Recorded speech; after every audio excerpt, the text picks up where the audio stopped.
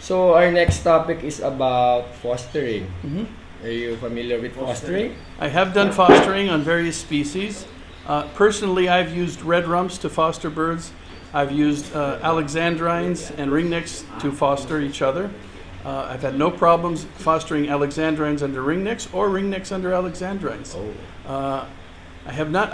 I was exposed to your aviary the other day. You graciously invited me over, and I saw budgies at your aviary fostering some conures and some other species. I've never seen budgies as fosters before, because normally when a budgie is born, it's naked. A lot of the conures and the other birds have down feathering. Sometimes the budgies they would reject them.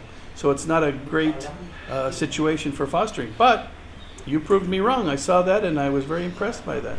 So you have to work with fostering because not all species will foster other species. Some species are very good at fostering. The Europeans have done a great job using red rumps and rosellas to foster other species. And also, it depends on the individual bird.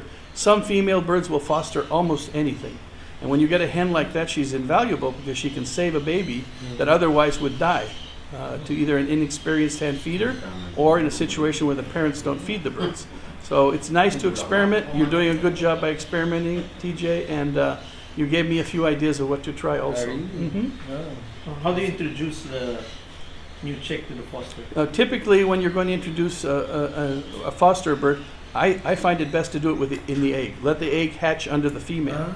Yeah. Now you've done it a little differently. You put existing chicks under a hen, but you've had very tolerant hens that will allow that. Not all hens will allow that. But I have 4 breeders and they all do that. They're all, the parakeets. Yeah. Well, that's great, and I'm not sure I have the guts to try that because you can put a chick under a different hen, and that hen will kill the chick or abandon it. It can happen. That's why I have to check every 30 minutes just to be sure.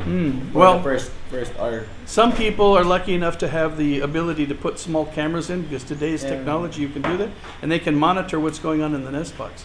But in a fraction of a second, a hen can kill a baby. Yeah. It just takes a few seconds and she can kill it. It's happened to me. I've seen ringnecks where I introduced another ringneck baby into the nest, same age as her clutch, and she killed the new baby. So it can happen. You have to monitor it and be on top of it. About the fostering issues also, will there be advantage when our breeders are from foster or hand-fed birds compared to the natural raised birds?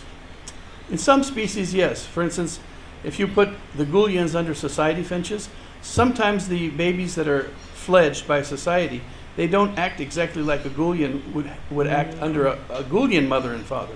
So there can be some imprinting definitely on the birds. Also with human intervention, if you feed certain species of birds, say eclectus, and you're hand feeding them and they become so loving and tame and you play with them, well now they're imprinted on you. And sometimes the males will not be a good breeder in the future. So my suggestion, if you want them for breeding, try not to play with them, try not to fall in love with them, because the imprinting makes a difference in breeding behavior. And you can't say